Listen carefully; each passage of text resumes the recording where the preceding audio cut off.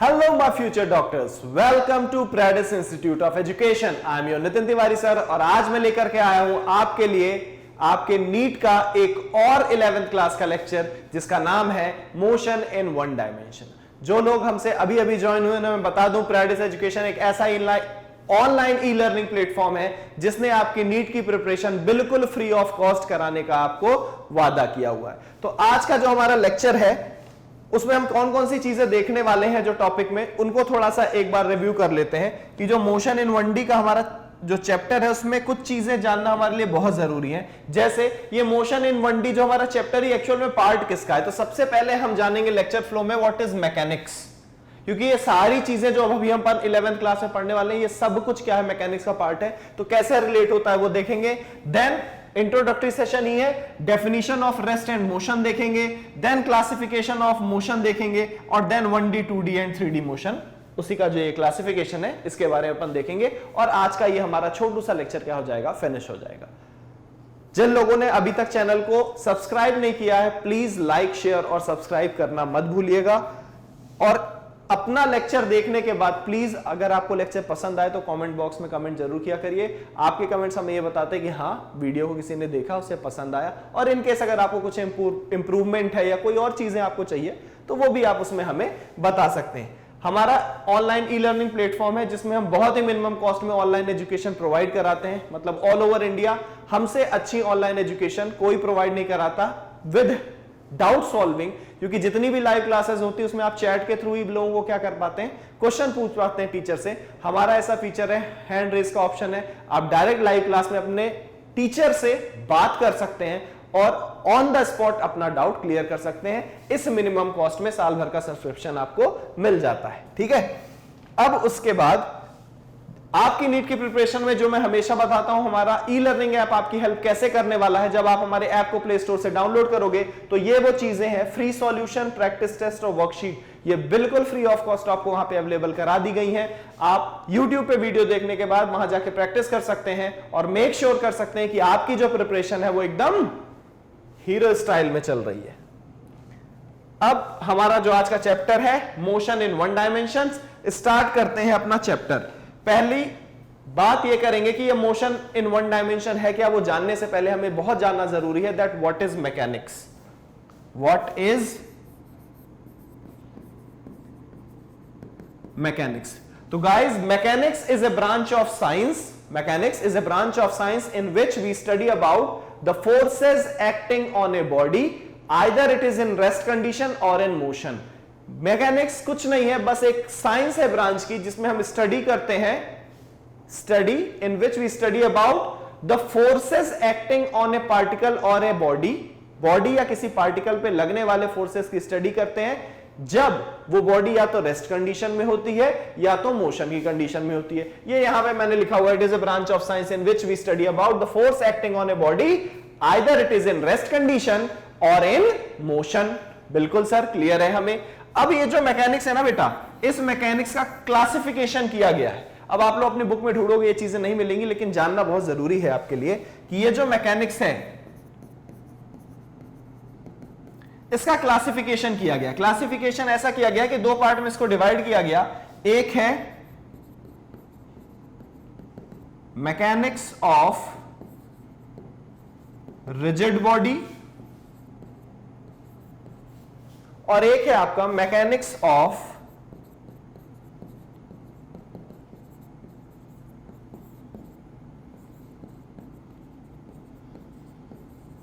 Deformable body. Mechanics of rigid body में हम जो हमारा चैप्टर आने वाले अपकमिंग जो हमारे चैप्टर भी हम 1D पढ़ रहे हैं, then motion in a plane पढ़ेंगे, देन लॉज ऑफ मोशन के बारे में अपन स्टडी करेंगे, वो सारा क्या mechanics of a rigid body का पार्ट है।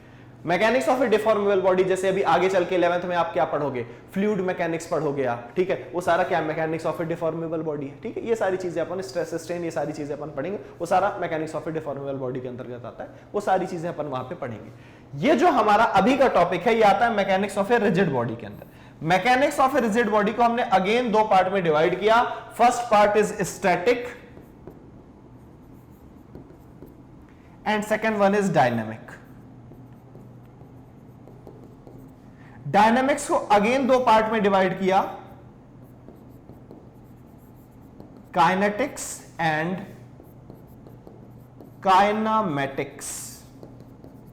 सो this is the whole classification of mechanics. Mechanics को हमने दो पार्ट में डिवाइड किया हुआ है, mechanics of a rigid body, mechanics of a deformable body. Deformable body की स्टडी हम आने वाले अपकमिंग चैप्टर्स में करेंगे। अभी हम mechanics of A study body में स्टैटिक और डायनामिक दो पार्ट में डिवाइड किया। डायनामिक को अगेन अपन ने डिवाइड किया काइनेटिक्स और काइनामेटिक्स में, और ये जो हमारा 1D है ये पार्ट किसका है? हमारा इनका पार्ट। ठीक है, अब एक एक करके हम डेफिनेशन देखते हैं। मैकेनिक्स की डेफिनेशन हमें पता है, it is a branch of science in which we study about the forces acting on a body, either it is in rest condition or in motion. अब mechanics of a rigid body को हमने दो part में divide किया। First one is our static and another one is our dynamic. तो static किसी body को अपन क्या बोलेंगे? When a body is in rest condition, when a body is in rest condition, जब बॉडी रेस्ट की condition में होगी तो हम क्या बोलेंगे कि it is in static condition, वो रेस्ट में है, वो अपनी जगह से नहीं जाना चाहती। डायनामिक्स, डायनामिक्स क्या है? When body is in motion, और तब हम अगर उसकी स्टडी करेंगे तो उसे क्या बोलते हैं? Dynamics. When body is in rest, static. When body is in motion, dynamics. अब डायनामिक्स को भी दो पार्ट में डिवाइड किया। एक है हमारा kinetics. In kinetics we study about the motion of a body and cause of motion. मतलब मैंने किसी गाड़ी को धक्का दिया तो बॉडी, गाड़ी में जो मोशन हो रहा है, ढलान पे गाड़ी खड़ी थी, मैंने धक्का दे दिया, तो जो गाड़ी मोशन हो रहा है उसकी भी स्टडी करी, जो फोर्स मैं इस पे लगा रहा हूं उसकी भी स्टडी करी। मतलब मैंने मोशन की भी स्टडी करी और कॉज ऑफ मोशन की भी स्टडी करी, तो उसे हम क्या बोलेंगे? काइनेटिक्स। और अगर मैं सिर्फ मोशन की स्टडी करूं, सिर्फ मोशन की स्टडी करूं, it is the branch of dynamics in which we study about the motion of a body only. सिर्फ बॉडी में होने वाले मोशन की स्टडी, बॉडी में होने वाले सिर्फ मैं जब अगर मोशन की स्टडी करूंगा तो उसे हम क्या बोलेंगे? Body is in kinematics.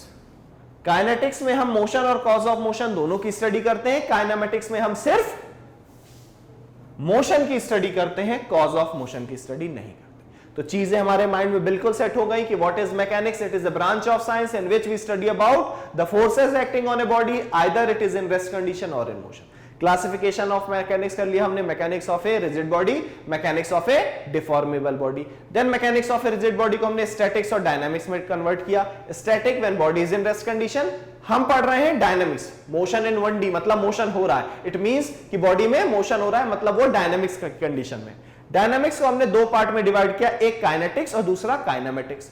Kinetics में हम मोशन और कॉज ऑफ मोशन दोनों की स्टडी करते हैं, जबकि काइनामेटिक्स में हम सिर्फ मोशन की स्टडी करेंगे, कॉज ऑफ मोशन की स्टडी नहीं करेंगे। ठीक है, तो ये जो हमारा पार्ट है वो किसका बनेगा? काइनामेटिक्स का। अब दो चीजें यहां, इतनी सारी बात जब हम कर रहे थे तो दो चीजें हमारे माइंड में आई कि यार स्टैटिक में बोल रहे हैं रेस्ट रेस्ट रेस्ट, तो हमने एक वर्ड पकड़ा रेस्ट, और फिर बोल रहे हैं बॉडी मोशन, डायनामिक मतलब मोशन मोशन मोशन, तो हमने दो चीजें जानी।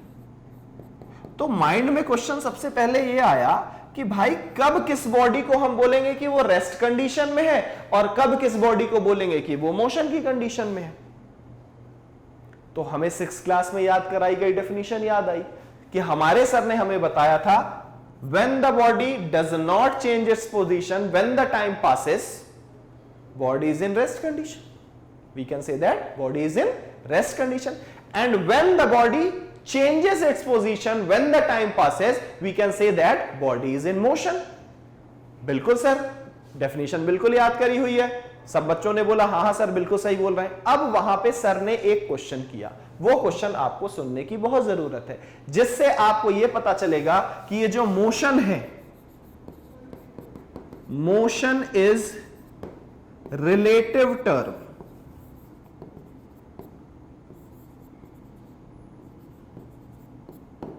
मोशन क्या है? एक रिलेटिव टर्म है, आपको पता चलेगा। और यही चीजें, ये जो आज कॉन्सेप्ट अभी हम देखने वाले हैं, ये आगे आपके बहुत बड़े बड़े कॉन्सेप्ट, टाइम ट्रेवल वाली चीजों में भी ये सारे कॉन्सेप्ट फॉलो होते हैं। तो आप थोड़ा ध्यान से सुनना। रेस्ट और मोशन की कहानी। रेस्ट के लिए डेफिनेशन क्या 6th क्लास में याद करी थी? When the body does not change it's position when the time passes, body is in rest condition. When the body changes its position when the time passes, body is in motion. अब एक बच्चे ने teacher से एक question किया कि sir rest की ये आपने डेफिनेशन बता दी, मोशन की ये डेफिनेशन बता दी, क्या मैं इसे याद कर लूं? तो सर ने बोला नहीं, आपको ये डेफिनेशन याद नहीं करनी। क्यों? क्योंकि सर ने एक स्टोरी सुनाई कि फॉर एग्जाम्पल मैं कहीं घूमने के लिए जा रहा हूं और मेरे पेरेंट्स हैं या मेरे जो रिलेटिव्स हैं वो मुझे स्टेशन तक, रेलवे स्टेशन तक, बाय ट्रेन में जा रहा हूं, रेलवे स्टेशन तक मुझे ड्रॉप करने के लिए आते हैं। अब जब वो मेरे को रेलवे स्टेशन पे ड्रॉप करने के लिए आते हैं तो मैं जाता हूं, मैं देखता हूं ओके मेरा इस बोगी में रिजर्वेशन है, मैं और मेरा फ्रेंड दोनों वहां बैठ जाते हैं और वो हमें वेव करते हैं बाय बाय बाय, और ट्रेन जाने लगती है। उस कंडीशन में एक थर्ड आदमी है, उस कंडीशन में एक थर्ड आदमी है, वो मेरे से पूछता है your friend is in rest condition और इन मोशन। तो मैंने कहा कि मुझे डेफिनेशन याद कराई गई है कि when the body does not change it's position, when the time passes, body is in rest condition. तो मैंने बोला नहीं यार, ये मेरा फ्रेंड रेस्ट कंडीशन में है। अब जो मेरे रिलेटिव थे, सेम क्वेश्चन लोगों ने उनसे पूछा मेरे उस फ्रेंड के बारे में कि भाई वो रेस्ट में है कि मोशन में है। तो उन्होंने भी डेफिनेशन पढ़ी हुई है 6th क्लास में, उन्होंने भी याद किया कि okay so when the body changes its position, when the time passes, we can say that body is in motion. तो टाइम जैसे जैसे बदलता जा रहा है, भाई वो देखो वो पहले यहां पे थे, अब वो ट्रेन वहां चली गई, वहां पे है वो लोग। तो उन्होंने बोला नहीं वो तो मोशन में।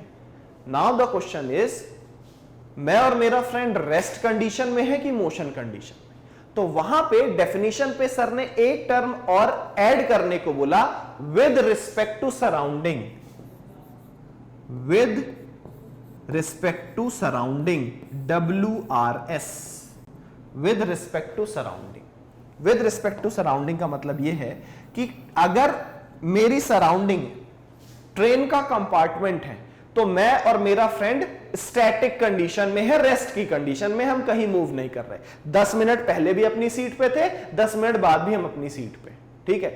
बट अगर हमारी सराउंडिंग ट्रेन के बाहर का हिस्सा है हमारे अर्थ का, तो देन हम लोग क्या है, मोशन में। तो आज के बाद आपसे जब भी कोई क्वेश्चन पूछेगा कि body is in rest condition और इन मोशन, आपका क्वेश्चन होता है कि with respect to which surrounding, किस सराउंडिंग के रिस्पेक्ट में आप मुझसे पूछ रहे हैं। अगर ट्रेन के कंपार्टमेंट आपका सराउंडिंग है तो यस, बेशक आप रेस्ट कंडीशन है, but if your surrounding is all over the earth, then आप क्या है, मोशन की कंडीशन।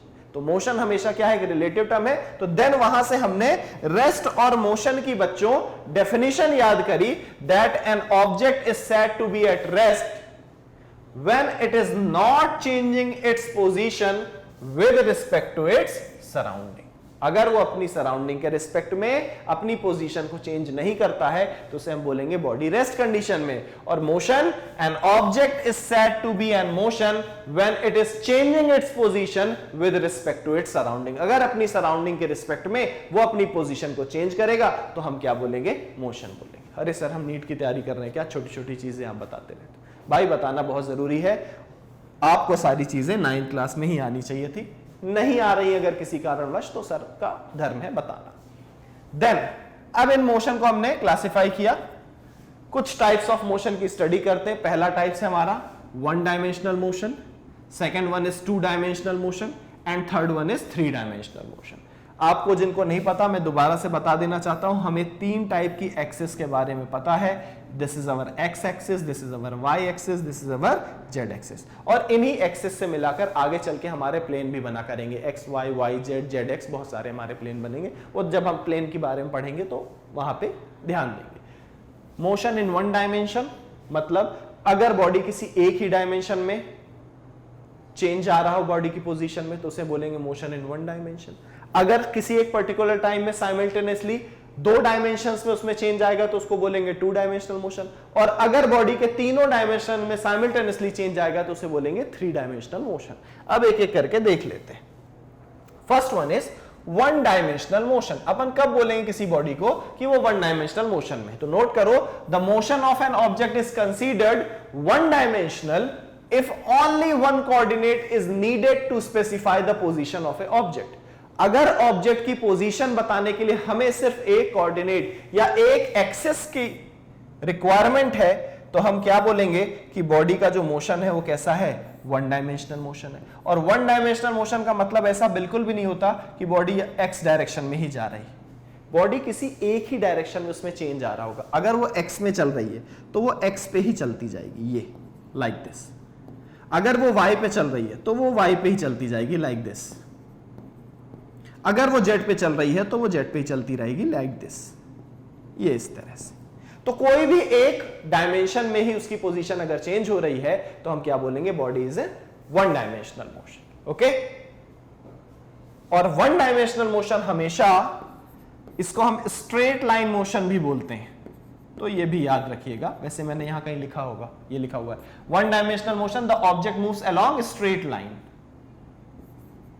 तो ये स्ट्रेट लाइन मोशन होता है, ये भी आप चीज याद रखिएगा। एग्जाम्पल क्या है, एक बॉय है वो सीधे दौड़ रहा है, ठीक है ना, एक बॉल है जिसको मैंने यूं फेंक दिया, एकदम सीधी जा रही है। तो ये सारे किसके एग्जाम्पल हैं, वन डायमेंशनल मोशन के एग्जाम्पल हैं। आपको पहले से आता है, मैंने रिकॉल करा दिया। अब अगर एक डायमेंशन चेंज हो रहा है तो वन डायमेंशनल मोशन है।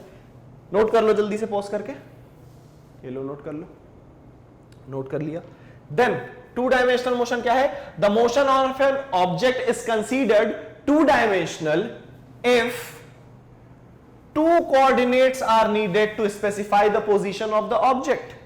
Let us assume we have a point P here and the coordinates of P is x and y. Coordinate का मतलब क्या होता है कि इस पॉइंट की x एक्सिस से डिस्टेंस है x और इस पॉइंट की y, ये जो डिस्टेंस है, ये डिस्टेंस x है और y एक्सिस से इसकी डिस्टेंस है y। तो इसके कोऑर्डिनेट क्या हुए, x y। तो अगर कोई भी बॉडी ऐसी है कि उसका रिप्रेजेंटेशन करने के लिए हमें दो कोऑर्डिनेट्स उसके देने पड़ रहे हैं, मतलब हमें यहाँ पे x एक्सिस पे भी उसकी वैल्यू देनी पड़ रही है और y एक्सिस पे भी उसकी वैल्यू देनी पड़ रही है, इट मींस ये बॉडी कैसी है, टू डायमेंशनल मोशन कर रही है। ये बॉडी कैसा मोशन कर रही है, टू डायमेंशनल मोशन कर रही है। क्यों, क्योंकि इसकी पोजीशन को स्पेसिफाई करने के लिए हमें दो कोऑर्डिनेट्स बताने पड़ रहे हैं, ठीक है। So the motion of an object is considered two dimensional if two coordinates are needed to specify the position of the object. और टू डायमेंशनल मोशन को अपन मोशन इन ए प्लेन भी बोलते हैं। Object moves in a plane, वो सारा कैसा होता है, टू डायमेंशनल मोशन होता है। ओके, ये क्लियर है, नोट कर लो जल्दी से, two dimensional motion. Then last में आ जाते हैं अपन, क्या देख लेते हैं, थ्री डायमेंशनल मोशन। अगर भाई पोजीशन को बताने के लिए सिर्फ एक कोऑर्डिनेट की जरूरत हो तो वन डायमेंशनल मोशन, पोजीशन को बताने के लिए दो कोऑर्डिनेट की जरूरत हो तो टू डायमेंशनल मोशन, और अगर पोजीशन को बताने के लिए थ्री कोऑर्डिनेट्स की रिक्वायरमेंट हो तो क्या बन गया, थ्री डायमेंशनल मोशन बन गया। यही तो बताया सर ने, लिखा होगा यहां पे, the motion of an object is considered as three dimensional if the three coordinates are needed to specify the position of the object. ठीक है, तो ये आप याद कर लीजिएगा। एग्जाम्पल है, अगर कोई चीज स्पेस में मूव कर रही है, कोई भी चीज स्पेस में मूव कर रही है तो उसको, उसकी पोजीशन को बताने के लिए हमें एक्स एक्सिस पे भी बताना पड़ेगा, वाई एक्सिस भी बतानी पड़ेगी और जेड एक्सिस पे भी, तीनों कोऑर्डिनेट उसके बताने पड़ेंगे, तभी उसकी पोजीशन को हम क्या कर पाते हैं, स्पेसिफाई कर पाते हैं, तभी उसकी पोजीशन को हम स्पेसिफाई कर पाते हैं। जैसे बटरफ्लाई उड़ रही है, कोई बर्ड उड़ रही है, तो उसकी पोजीशन को बताने के लिए हमको एक्स एक्सिस भी बतानी पड़ेगी, वाई एक्सिस भी बतानी पड़ेगी और जेड एक्सिस भी बतानी पड़ेगी। This is the only reason, उन सारी चीजों को हम क्या बोलते हैं कि ये थ्री डायमेंशनल मोशन कर रही है। नोट कर लो जल्दी से। अब यहां तक हमको बेसिक सी चीजें क्लियर हो गई। हमने मैकेनिक्स से स्टार्ट किया था, उसका क्लासिफिकेशन किया, काइनेटिक काइनेमेटिक सीखा हमने, देन उसके बाद हमने रेस्ट और मोशन की कंडीशन देखी, देन 1D 2D और 3D मोशन अपन ने पढ़ लिया, क्योंकि अपन मोशन इन वन डायमेंशन की तो स्टडी ही कर रहे हैं। अब उसके बाद चीजें आ जाती हैं कुछ इंपॉर्टेंट पॉइंट, जैसे एक चीज आपको बहुत सुनने को मिलेगी, पॉइंट ऑब्जेक्ट। पॉइंट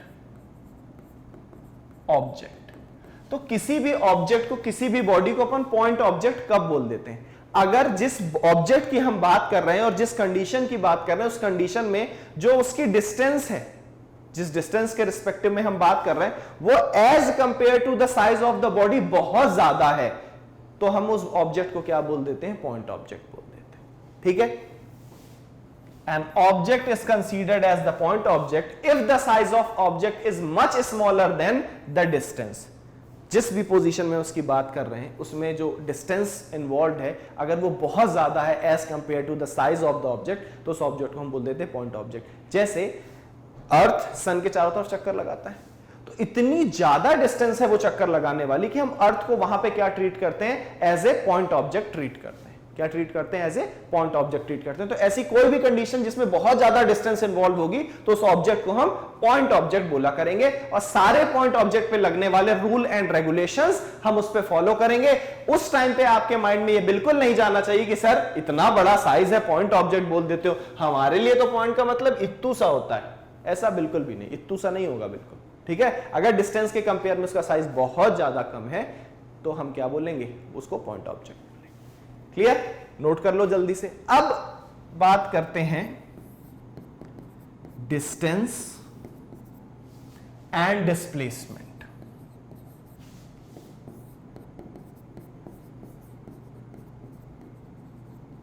किसकी बात करेंगे बच्चों, अब हम डिस्टेंस और डिस्प्लेसमेंट के बारे में हम बात करने वाले। Okay, so the path length actual travelled is known as distance. Distance क्या है, distance is nothing but it is a path length actual travelled. कैसे पाथ लेंथ एक्चुअल ट्रेवल्ड, कि फॉर एग्जांपल तुम्हारी एक सहेली है मीना, मीना है कि मीनू है, मीनू रातों की नींदें छीनू नहीं, मैं मीनू रातों की नींदें छीनू नहीं।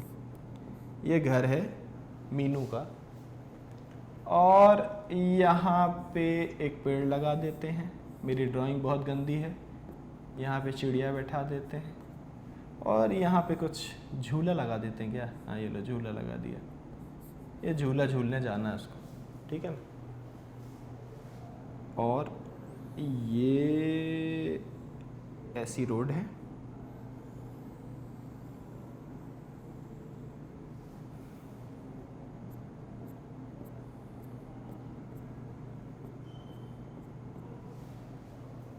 दिख रहा है।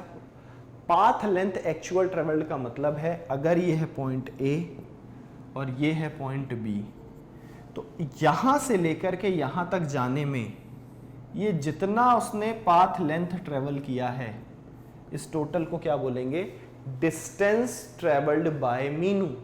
मीनू ने यहां से झूला झूलने की जगह तक जाने में इतनी ए बी डिस्टेंस यहां से लेकर ये वाला पाथ लेंथ, ये वाला पाथ उसने लिया था। Path length actual travelled is known as distance. Note कर लो, the length of the path covered by the object in the given time interval is known as its distance.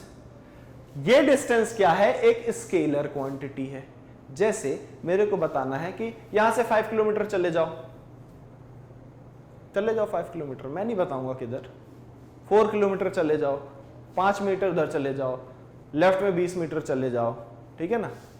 ये सारा क्या है, डिस्टेंस है। मैंने आपको सिर्फ मैग्नीट्यूड बता दिया, मैंने राइट लेफ्ट या कोई भी डायरेक्शन आपको नहीं बताया, मैंने आपको डायरेक्शन नहीं बताया। इसका मतलब ये कैसी क्वांटिटी है, स्केलर और वेक्टर स्केलर, तो अब आप लोग बहुत अच्छे से समझ गए होंगे, ठीक है। तो ये कैसी क्वांटिटी है, ये एक स्केलर क्वांटिटी है। Distance is our scalar quantity, और इसका जो डायमेंशनल फॉर्मूला है, हम डिस्टेंस को रिप्रेजेंट करते हैं एल से, तो इसका डायमेंशनल फॉर्मूला है m0LT0।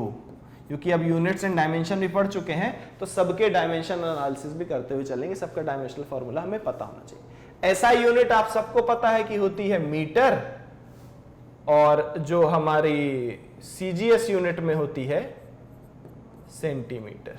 ये MRS लिखा हुआ है MKS। ओके, तो ये चीजें आप नोट कर लो जल्दी से डिस्टेंस के बारे में। क्लियर हो गया। अब डिस्टेंस के बारे में बात हो गई तो हम बात करते हैं डिस्प्लेसमेंट के बारे में। अब डिस्प्लेसमेंट की क्या कंडीशन है, डिस्प्लेसमेंट की कंडीशन ये बोलती है the shortest distance between any two points, the shortest distance between any two point is known as displacement. किसी भी दो पॉइंट के बीच की जो शॉर्टेस्ट डिस्टेंस होगी बच्चा, उसी को अपन क्या बोलेंगे, डिस्प्लेसमेंट। दोबारा से बनाया मीनू का घर, मीनू घर रातों की नींदें छीनू, मैं मीनू रातों की नींदें छीनू, ठीक है, ये उसका घर। और यहाँ पे थोड़ा बड़ा सा बना देते हैं उसका स्कूल, क्या बना देते हैं, ये है उसका स्कूल, ये बना दिया अपन ने उसका स्कूल, लाइक दिस। अब ये रास्ता है स्कूल तक जाने का, स्कूल चले हम, ये है। तो भाई हमें पता है कि path length actual travelled is our distance. Displacement sir ने क्या बोला, the shortest distance between any two point, ये पॉइंट ए है, ये पॉइंट बी है, shortest distance between any two point or a straight line distance between any two point is known as displacement। straight line distance मतलब यहां से लेकर के यहां तक, ये जो straight line distance है इन दो पॉइंट के बीच की, इसको बोलेंगे डिस्प्लेसमेंट। इसको क्या बोलेंगे बेटा, डिस्प्लेसमेंट। ओके, और ये पाथ लेंथ एक्चुअल ट्रेवल्ड, ये हमारा क्या है, डिस्टेंस। और क्योंकि इसमें फाइनल और इनिशियल दोनों पॉइंट पता होना जरूरी है, इट मींस कि ये जो डिस्प्लेसमेंट है एक ऐसी क्वांटिटी है, एक वेक्टर क्वांटिटी है। ये फाइनल इनिशियल पॉइंट है, फाइनल पॉइंट हमें पोजीशन बतानी पड़ेगी कि वो रहा फाइनल पॉइंट, स्ट्रेट लाइन चले जाओ यहां से 5 किलोमीटर, तो ये है डिस्प्लेसमेंट। तो हमें स्ट्रेट लाइन मतलब हमें डायरेक्शन पता है, किस डायरेक्शन में जाना है। ओके, तो इस वजह से जो डिस्प्लेसमेंट है ये कैसा है, वेक्टर क्वांटिटी है। तो नोट कर लो, the change in position vector of the object in a particular direction is termed as displacement। okay, in other words we can say that the displacement is the shortest distance between the initial and final position of an moving object। initial और final position of moving object के बीच का जो subtraction होगा उससे अपन को क्या मिला करेगा, displacement। उसके लिए एक और स्टोरी देखते हैं। स्टोरी ऐसे, फॉर एग्जाम्पल ये बना लिया ऐसा हमने नंबर सिस्टम वाली लाइन, 0 1 2 3 4 5, -1 -2 -3 -4 इस टाइप से। अब कोई बॉडी ए है, उसकी इनिशियल पोजीशन है ये, ठीक, फाइनल पोजीशन है ये। कोई आपसे पूछेगा कि डिस्प्लेसमेंट कितना हुआ, तो लेट अस अज्यूम डिस्टेंस हमेशा हम कहां से लेंगे, रेफरेंस पॉइंट से, 0 से लेके 2 तक ये लेंथ है, लेट अस अज्यूम x1, और 0 से लेके 5 तक ये डिस्टेंस है, let us assume this distance is x2। So delta x will be our displacement, और हमें डिस्प्लेसमेंट हमेशा कैसा मिलेगा, x2 माइनस x1। x2 कितना है, 5, they are in metre if, तो 5 metre minus 2 metre, 3 metre is our displacement. मतलब यहां से लेकर के यहां तक ये बॉडी कितना डिस्प्लेस हुई, 3 मीटर इस बॉडी का डिस्प्लेसमेंट हुआ। क्या हुआ, 3 मीटर इस बॉडी का डिस्प्लेसमेंट हुआ। ये चीज हमें पता चल गई। अब एक चीज आप हमेशा ध्यान रखना, ये चीज तो आपको क्लियर हो गई होगी, ये चीज आपको क्लियर हो, डेल्टा एक्स अपना डिस्प्लेसमेंट है, x2 माइनस x1 करके मिलता है। अब ये जो x2 माइनस x1 है ना बेटा, ये आपको 3 कंडीशन के साथ मिल सकता है। ये x2 माइनस x1 पॉजिटिव भी हो सकता है, ये x2 माइनस x1 नेगेटिव भी हो सकता है, और ये x2 माइनस x1 जीरो भी हो सकता है। तो अब मैंने आपको बताया कि ये जो डिस्प्लेसमेंट है आपका, ये 3 टाइप से आपको डिस्प्लेसमेंट मिल सकता है। मतलब ये डिस्प्लेसमेंट आपको पॉजिटिव मिल सकता है, जैसा कि अभी हमको मिली है पॉजिटिव वैल्यू, ये आपको नेगेटिव मिल सकता है, और ये आपको जीरो भी मिल सकता है। ये आपको पॉजिटिव भी मिल सकता है, नेगेटिव भी मिल सकता है, जीरो मिल सकता है। इन तीनों की कंडीशन को एक एक करके समझते हैं। पॉजिटिव की कंडीशन ऐसी रहेगी बेटा, when x2 is greater than x1,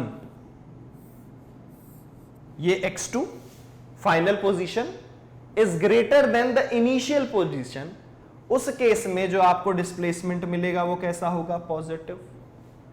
second case, when x1 is greater than x2, उस केस में जो डिस्प्लेसमेंट है वो आपको कैसा मिलेगा, निगेटिव मिलेगा। अब जैसे ही मैंने ये बताया होगा तो कुछ लोग के माइंड में क्वेश्चन आया होगा, ऐसा कैसे, ये x1 x2 से ज्यादा कैसे हो सकता है। मैं कंडीशन बताता हूं। कंडीशन ऐसी है कि सेम इसी में अगर हम चेंजेस कर दें, कुछ चेंजेस हम कुछ इस टाइप से करें कि लेट अस अज्यूम हमारी जो इनिशियल पोजीशन है, इनिशियल पोजीशन में ऑब्जेक्ट यहां पर था, मतलब x1 हमारा ये हो गया,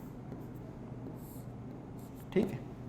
और देन चलते चलते ऑब्जेक्ट हमारा आया B पे, मतलब ऑब्जेक्ट अब इस डायरेक्शन में आया, ओके। मींस ये उसकी फाइनल पोजीशन बनी x2। यहां साफ आपको देखने को मिल रहा है कि x1 की वैल्यू x2 की वैल्यू से ज्यादा है। तो डिस्प्लेसमेंट का फॉर्मूला आपने क्या देख रखा है, displacement is your delta x. Delta x की वैल्यू क्या सीख रखी है, x2 माइनस x1। अब x2 कितना है भाई, x2 माइनस x1, x2 है हमारा 1 माइनस x1 की वैल्यू कितनी है, x1 कहां से कहां तक है, 0 से लेके 5 तक, और 1 माइनस 5 बताने की जरूरत नहीं है, -4 metre, where minus sign shows the direction, negative direction. This is the displacement. क्या आया, नेगेटिव आया। कैसे आया, when x1 is greater than x2, ठीक है। तो ये वाली कंडीशन भी आपको क्लियर हो गई होगी। अब सर थर्ड कंडीशन बता दो कि ये डिस्प्लेसमेंट 0 कैसे होगा। बेटा when x1 is equals to x2, मैं जिस जगह से चलना चालू करूं घूम के उसी जगह पे आ जाऊं, या फिर मैं इस जगह से कहीं जाऊं ही नहीं, तो कोई पूछेगा कि डिस्प्लेसमेंट, अभी खड़ा हूं 5 मिनट टाइम बीतता जा रहा है, मैं यहीं खड़ा रहूंगा, कोई पूछेगा डिस्प्लेसमेंट कितना है, फाइनल और इनिशियल पॉइंट क्या है, सेम, तो डिस्प्लेसमेंट 0 हो गया। या फिर मैं उधर जाऊं घूम के और दोबारा इसी पॉइंट पे आ जाऊं, तो आपको क्या पता है डिस्प्लेसमेंट क्या है, the shortest distance between the 2 point और the straight line distance between the 2 point. तो आप क्या बोल दोगे कि भाई डिस्प्लेसमेंट क्या है, 0 है। तो इस तरह हमेशा याद रखना कि डिस्प्लेसमेंट पॉजिटिव भी होता है, नेगेटिव भी होता है और 0 भी होता है, और इन सब की कंडीशन क्या है ये आपको क्या रखना है, याद रखना है बेटा। ये सारी कंडीशन आपको क्या रखनी है, याद रखनी है। किसके सेंस में, डिस्प्लेसमेंट के सेंस में। और सुनो, the displacement of an object in motion can be positive, negative और 0। जो डिस्प्लेसमेंट होता है वो पॉजिटिव भी होता है, क्या होता है, पॉजिटिव भी होता है, नेगेटिव भी होता है और 0 भी होता है। ये किसके बारे में बात हो रही है, डिस्प्लेसमेंट के बारे में। किसके बारे में बात हो रही है, डिस्प्लेसमेंट के बारे में। But distance can never B negative और 0। जो डिस्टेंस है वो हमेशा कैसी होगी, पॉजिटिव होगी। व्हाई, बिकॉज ये पॉइंट ए है, ये पॉइंट बी है, ये क्या है, distance. Path length actual travelled, कभी 0 हो ही नहीं सकता। पाथ लेंथ एक्चुअल ट्रेवल्ड कभी 0 हो ही नहीं सकता। अगर यहीं पे खड़े रह जाओगे तो बोलेगा कोई पाथ लेंथ है ही नहीं। तो डिस्टेंस कभी भी 0 नहीं होगी और ना ही कभी नेगेटिव होगी। डिस्प्लेसमेंट हमारा वेक्टर क्वांटिटी है, ये मैं रब कर रहा हूं, नोट कर लिया। डिस्प्लेसमेंट हमारी क्या है बच्चा, एक वेक्टर क्वांटिटी है। क्यों, क्योंकि हमको उसकी पोजीशन बतानी पड़ती है, डायरेक्शन हमें उसे बताना पड़ता है। उसके पास मैग्नीट्यूड और डायरेक्शन दोनों होता है। यूनिट उसकी भी मीटर होती है एसआई और एमकेएस में, और सीजीएस यूनिट जो है उसकी वो होती है हमारी सेंटीमीटर। डायमेंशनल फॉर्मूला डिस्टेंस और डिस्प्लेसमेंट दोनों का सेम होता है, m0 l t0। तो ये सिमिलैरिटीज है, डायमेंशनल फॉर्मूला सेम रहता है, दोनों का जो यूनिट है वो मीटर ही रहेगा। बट डिस्टेंस क्या है, एक स्केलर क्वांटिटी है, और डिस्प्लेसमेंट क्या है, एक वेक्टर क्वांटिटी। अब यहां पे मैंने डाल रखा है डिस्टेंस और डिस्प्लेसमेंट में कुछ डिफरेंसेस, सिमिलरिटीज वगैरह, ये एक एक करके थोड़ा सा डिस्कस कर लेते हैं और फिर हमारा चैप्टर फिनिश हो जाएगा। पहली चीज हमेशा याद रखना बेटा, द मैग्नीट्यूड ऑफ डिस्प्लेसमेंट में और may not be equal to the distance travelled by the object. Distance और डिस्प्लेसमेंट की वैल्यू सेम भी हो सकती है और डिफरेंट भी हो सकती है। कैसे, ये पॉइंट ए है, ये पॉइंट बी है, और एक बॉडी यूं चलती है 5 मीटर। किसी ने पूछा आपसे डिस्टेंस कितनी है, तो आप बोलोगे डिस्टेंस का हमें डेफिनेशन पता है, path length actual travelled is known as distance. तो पाथ लेंथ कितनी ट्रेवल हुई है, 5 मीटर, आप बता दोगे। किसी ने आपसे पूछा डिस्प्लेसमेंट पॉइंट ए और बी के बीच में, डिस्प्लेसमेंट का आपने पढ़ा है, द शॉर्टेस्ट डिस्टेंस बिटवीन और the straight line distance between 2 points is known as displacement. तो आप बोलोगे भाई इस डायरेक्शन से इस डायरेक्शन में स्ट्रेट लाइन में 5 मीटर गया, तो आप बोलोगे डिस्प्लेसमेंट भी क्या है, 5 मीटर। तो इस केस में डिस्टेंस और डिस्प्लेसमेंट दोनों सेम है। तो डिस्टेंस और डिस्प्लेसमेंट सेम भी हो सकते हैं और डिफरेंट भी हो सकते हैं। हमेशा डिस्टेंस और डिस्प्लेसमेंट सेम हो ऐसा कंपल्शन नहीं है, ये यूं भी जा सकता है, ठीक है ना। तो every displacement is a distance but every distance is a displacement, that is not possible, ठीक है। ऐसा पॉसिबल नहीं है कि सारी जितनी भी डिस्टेंस हो वो डिस्प्लेसमेंट बन जाए, ये चीज आपको याद रखनी। Next, the magnitude of displacement for a course of motion में बी जीरो। ये अभी हमने देखा कि डिस्प्लेसमेंट जीरो हो सकता है but the corresponding distance can never be zero. कैसे, किसी भी दो पॉइंट के बीच में, पॉइंट ए है, पॉइंट बी है, इन दोनों के बीच का डिस्प्लेसमेंट जीरो हो सकता है। कैसे, ये स्ट्रेट लाइन चल के गया यहां तक, देन बैक आ गया दोबारा यहीं पे, मतलब इसका फाइनल और इनिशियल पॉइंट यहीं पे आ गया। तो हम क्या बोलेंगे भाई, 5 मीटर गया था और 5 मीटर उसी पॉइंट पे वापस आ गया, तो फाइनल माइनस इनिशियल, 5 माइनस 5 0, या फिर इसी पॉइंट पे है वो, कहीं गया ही नहीं, दोनों के बीच की शॉर्ट लाइन डिस्टेंस जीरो हो गई। अब यहां हम बात करते हैं डिस्टेंस की। डिस्टेंस क्या होता है, पाथ लेंथ एक्चुअल ट्रेवल्ड। ए से लेके बी तक गया 5 मीटर, बी से लेके ए तक गया दोबारा 5 मीटर, और ये 5 मीटर दोनों ऐड होकर डिस्टेंस कितनी बना दी उन्होंने, 10 मीटर। ओके, तो उन दो पॉइंटों के बीच में ही डिस्प्लेसमेंट हमें जीरो मिल गया और डिस्टेंस हमें क्या मिली, 10 मीटर। तो हमेशा याद रखना that the magnitude of the displacement for a course of a motion may be zero but the corresponding distance can never be zero, कभी भी जीरो नहीं होगी। Then if a particle moves in a straight line without change in direction, the magnitude of displacement is equal to the distance traveled, otherwise displacement is always less than the distance। अगर कोई body straight line path पे move कर रही, सिर्फ उसी condition में उसकी distance और डिस्प्लेसमेंट सेम होगी। ऐसे कंडीशन में distance is equals to displacement. इस केस में डिस्टेंस और डिस्प्लेसमेंट दोनों क्या होगा, सेम होगा। अदरवाइज इसके अलावा अगर स्ट्रेट लाइन मोशन नहीं कर रही है, उसके अलावा कोई भी मोशन करेगी, तो जो डिस्प्लेसमेंट है वो हमेशा लेस देन होगा किससे, डिस्टेंस से। ये चीज आपको ध्यान रखनी। तो ये था हमारा इंट्रोडक्टरी सेशन बच्चों, आशा करता हूं आपको पसंद आया होगा। This is done for today, rest we will discuss in next session. Next session में कुछ न्यूमेरिकल पार्ट करेंगे और थोड़ा सा जो थ्योरी का लेवल है उसको और इंक्रीज करके लेके जाएंगे। तो स्टे ट्यून विद अस। जिन्होंने अभी तक चैनल को सब्सक्राइब नहीं किया, प्लीज चैनल को लाइक शेयर और सब्सक्राइब करिए, और अगर आपको वीडियो पसंद आता है तो उसको कमेंट बॉक्स में आप बताइए, उससे इंकरेजमेंट मिलता है। ओके, बाय बाय बच्चा।